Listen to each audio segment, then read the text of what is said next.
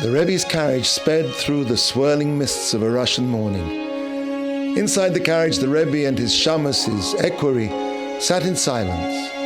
All that could be heard was the dull thud of hooves cantering on thin turf. Suddenly, the Rebbe told the shamus to stop the carriage. The carriage came quickly to a rest. The horses snorted and whinnied, pawing the ground with their hooves. Then there came up from the field the most beautiful sound, the distant song of a shepherd singing. The Rebbe listened intently. His brow was creased as though he was trying to remember something. Suddenly his eyes narrowed, his mouth widened with a smile. "Please ask that shepherd to come here," he said to the shamus. "When I heard you," said the Rebbe to the shepherd, "I thought what a beautiful song you were singing. Would you mind singing it for me again?" "Sure, why not?" said the peasant. He began to sing the tune again. "Beautiful," said the Rebbe, when the shepherd had finished singing it. "Now let me see, it goes like this." And the Rebbe began to sing the tune note for note precisely as he'd heard it. "Yes, that's it, exactly," said the peasant. "I wonder," said the Rebbe, "would it be asking too much of you if you could sing it for me just one more time?" "All right," said the peasant, and he opened his mouth to sing. Nothing came out. He closed his mouth and tried again. Nothing. Politely, the Rebbe wished him good morning, climbed back into the carriage. The Rebbe and his shamus sat in silence in the carriage for a good few minutes, and then the shamus couldn't contain himself anymore. What happened back there?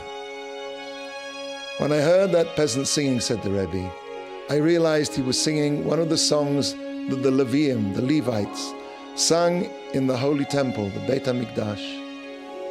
For 2,000 years, that tune has been in exile, passed from one stranger to the next, wandering from one country to another. That peasant was like a shell containing a precious spark of holiness. As soon as the spark had been returned to its owners, the Jewish people, there was no further need for him to remember the tune, and so he forgot it." At the beginning of this week's Torah portion, Masei, the Torah lists the 42 places where the Jewish people camped in the desert on their way to Eretz Israel. What is the reason for these 42 stops in the desert? There's a mystical concept that there are sparks of holiness in this world that are trapped in the desert's emptiness. The purpose of the Jews wandering in the desert for so long was to release and gather these sparks.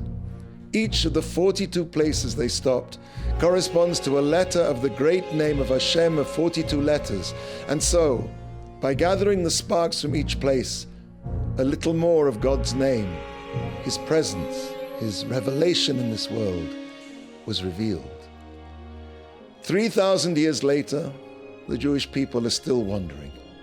100 years here, 200 years there, on our journeys through Spain, England, China, America, the Jewish people free the sparks of holiness that are trapped throughout the world. And when this process is complete, the Mashiach, the Messiah, the Anointed One, will gather all the Jewish people to the land of Israel. And on that day, Hashem will be one and His name one, and all the songs of holiness will be heard once again.